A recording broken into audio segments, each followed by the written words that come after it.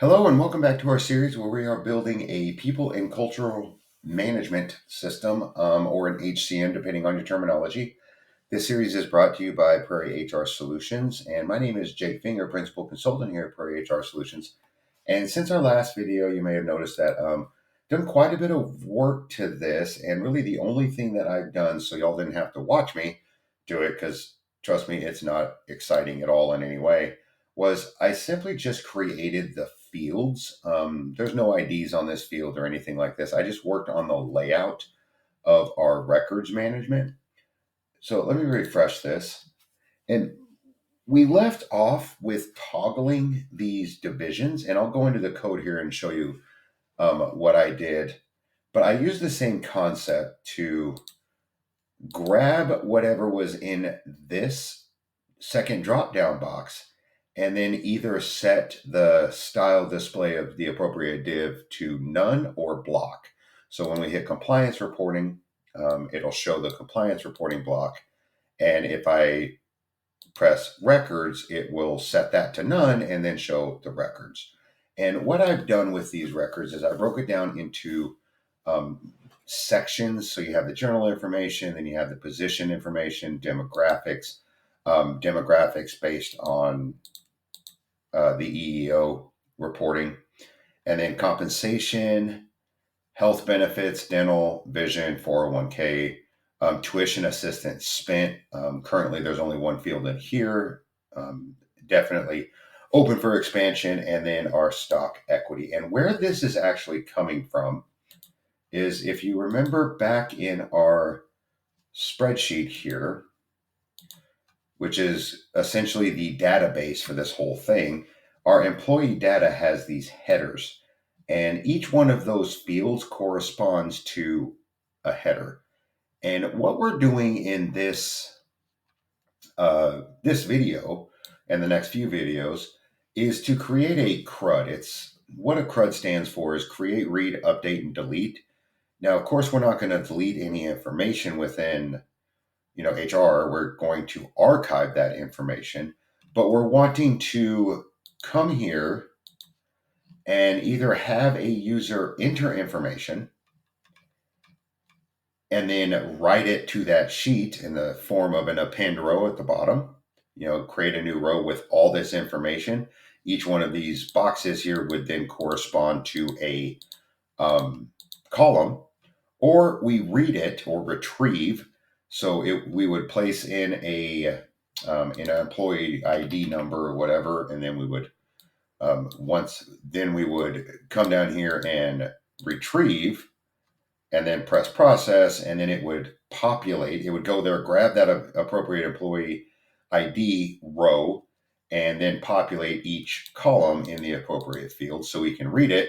And then if we had any updates, we could change it and then press update record, and then it would go update that row, archive the old row, and then the same thing with archive record. It would just go and grab that information based on that employee ID and then archive it, leaving essentially you would archive it if a person terminated or what have you, retired.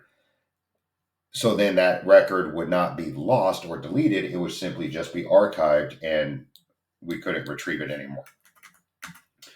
So what I'm going to do now is show you where I am for our HTML. And as you can see, what I did was I created, using Bootstrap, I created a whole bunch of input text, and those input texts correspond to those fields, which would correspond to our columns once we connect them, of course, to our spreadsheet. And scrolling all the way down here, and I ensured that the records ended in the records section, and then the compliance was different. That way the compliance would be set to block at the appropriate time, and the record section would be set to none, and so on. And here is our button. And the button, instead of a span, like you'll see up here, we have the span, and that's the box over to the left that kind of describes what the field is. Instead of the span, I replaced the span with a button, And that's how I'm able to get the button instead of the span for that select box. And then the select box, I just have it coded here. And what I did with the display, if you watched the previous video, we had an if statement to kind of toggle the display on and off. I used that same concept to grab what the value is of the drop down to box for the ops. And I took that value here and then I ran an if statement. If it was compliance reporting, it would then set the compliance reporting block to block and records to none. And if it was records, it'd be none. And the records block to, or the records block to block, excuse me, and the compliance reporting block set to none. And then if it wasn't any, say we were doing something with talent acquisitions or whatnot, it would set both of them to none. And this is kind of the same logic we're going to use throughout the whole PCM system. We're going to have to do a little bit of changes. I just want to get one view, one section done first. And the CRUD, honestly, is the largest, most complex in my eyes. So we'll get this one done, and then we will build everything else off of this group. And of course, we still have this home JS. Once I build this views JS out, then we will decide where to put this views JavaScript. More than likely, we will end up putting this views JavaScript inside our its own file. So now what we want to do is we want to base our CRUD decisions on whatever the user selects down here. So if they want retrieve, then we have to run, essentially, and my thought is that they would run a retrieve function designed specifically for this, and then the create record, archive record, whatnot, depending on that selection is depending on what function will be ran. And we can do this with a simple if statement that is triggered by this process. Now, I'm not going to hard code on click onto this process button. What I'm going to do is add an event listener for this process button. And then that event listener is going to fire off a function that reads or essentially gets the value of this selection box. So let's go back over here to our code. And as you notice, this selection input field has an ID, which is records action select. But what we're going to need to do is give our button here an ID. And let's call this rec process button, just to leave the ability in case we have other process buttons, like maybe we're going to do a dashboard or something along those lines. So we want it somewhat descriptive. And you'll notice that the values here I have set equal specifically to, create record. The value would be create record. And the reason I did this is because when you bring it over from Bootstrap or wherever, this value is going to be 1, 2, 3, 4. So if you get the value of something and you check it, you're going to get the value of 1, 2, 3, 4. And then when you populate that value to our spreadsheet, you're not going to get create record. You're going to get 1, 2, 3, 4. So if you just set the value to whatever it is, it'll populate into that spreadsheet correctly. So the first thing that we're actually going to need to do is create an event listener for this button. So let me copy this real quick. And I'm going to come down to our script. Now, the first thing I want our script to do before it even runs any of this stuff is to grab that element and listen. So we do that by document.get element by ID. And our element by ID is this rec process button. And then what I want to do is add an event listener. And that event listener is going to take two arguments. Two arguments, two pieces of information. The first one is going to be what it's doing. And what we're wanting it to do is to listen for a click. So click. And then the second piece of information is, well, what happens when it hears that click? So we want to give it a function name. And the function name for this, let's just call it rec process action. So now what we're going to need to do is create this rec process action after it hears the click so it would run. So let's come down here after our show subcategory block, which kind of controls the viewability, the none and block setting of that style display. And let's create our function.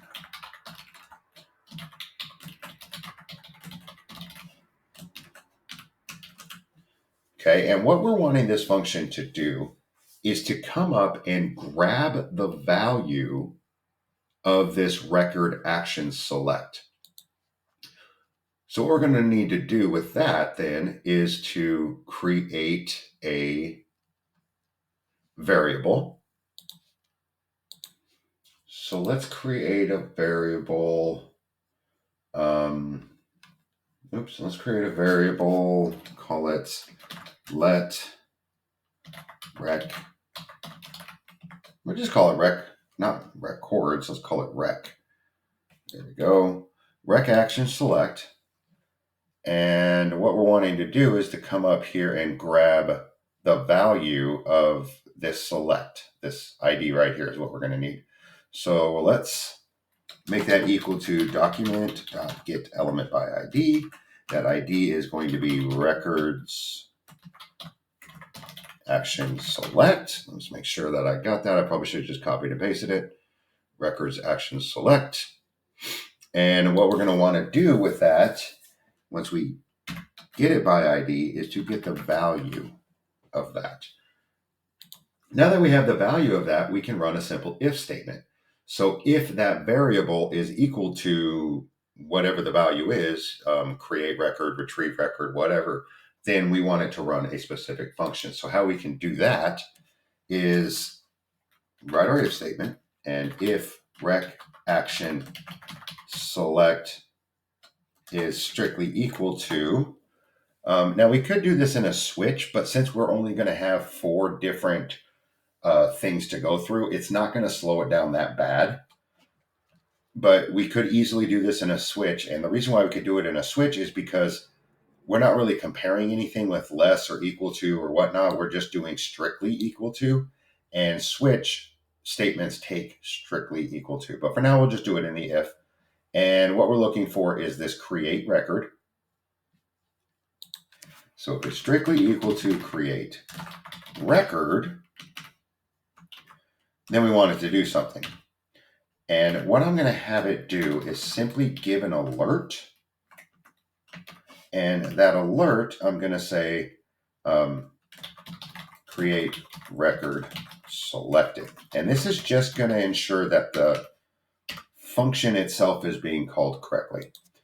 And then we're going to do else if, and we can simply let's just grab this.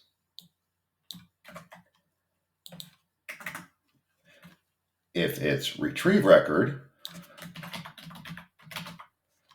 then we're going to pop an alert up that says that.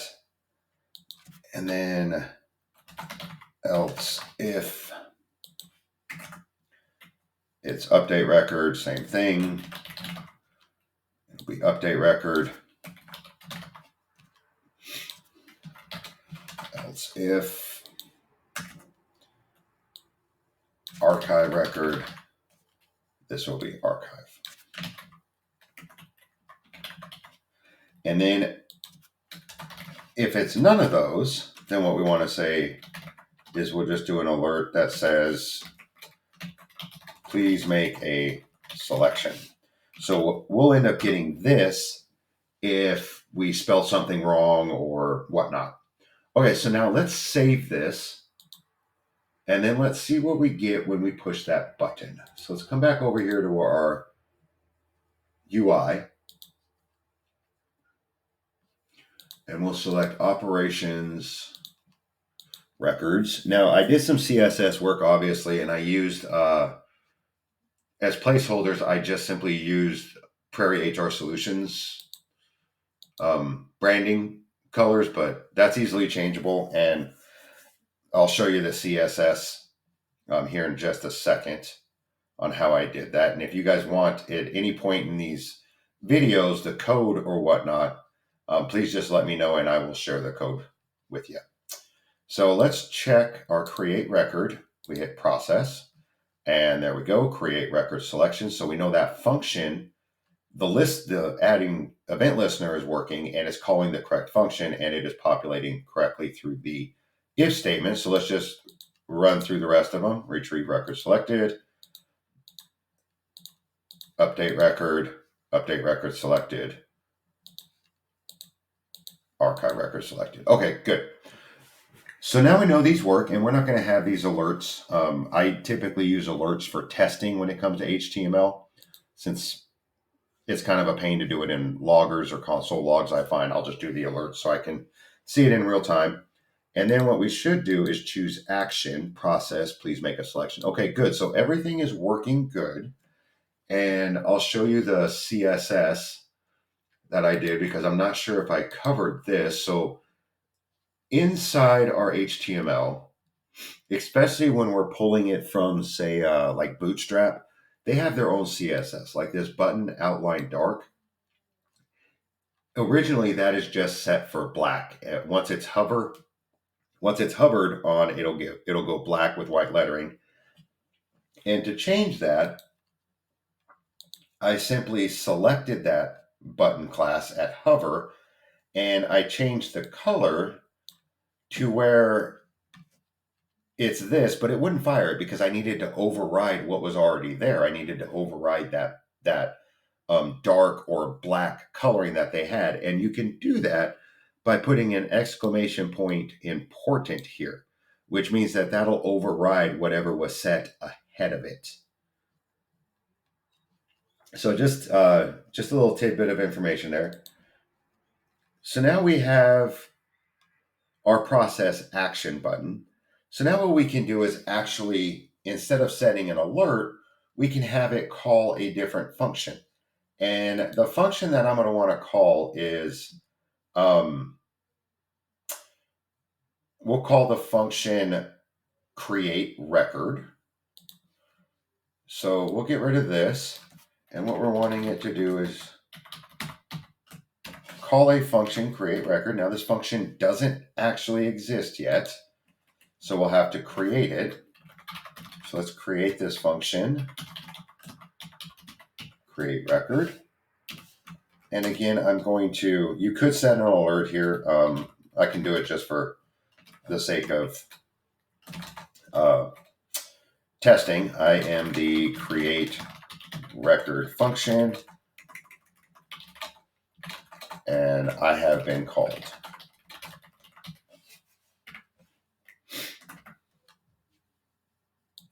So now if we were to save this, we'll know that this create record function has been successfully called once we see that alert. So let's go ahead and save this and just go check that out to make sure.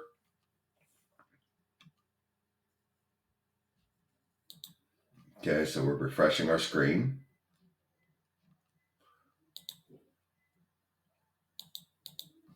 We'll do operations, records, and we'll come down here. Now I'm not going to select records first. I'm going to do retrieve. It's going to do this retrieve record select. And now so I hit OK. Now I'll do create and hit process. And it should give me, yep, I am the create record function and I have been called. So we have successfully linked or called a function from our if statement here. So now what we can do is we can gather data from our fields, essentially going by and hitting document get element by ID, and then each one of those field IDs, which I'm not going to have y'all sit here and watch me do that. What I'll do is I'll create that offline, and then our next video, I'll walk you through what I did, and then we can populate the information there.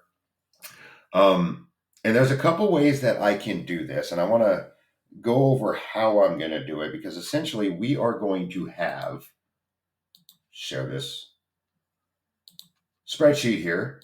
So each one of these columns corresponds to a field. So if we look at how many columns we have, and this is actually I would say a middle-sized employee database. It can get a lot more than this with our columns. So we have 80 columns here, which means that we're going to need essentially 80 points of data to grab. And then we're going to need to store that somehow and then send that over to our script side to then append the row. So there's a couple of ways that I can do it. I don't want to essentially create I essentially don't want to grab each element by ID, store it in a variable, and then populate the variables. My approach that I'm going to use is what's called an object literal. So what I'm going to do is first declare an object, an empty object, and an object is with the curly brackets. And then what I'm going to do is grab each element's value and then store it as a property of this records variable. And then this way I can send just the records over, because another thing to think about is if you are on the HTML side, this client side, then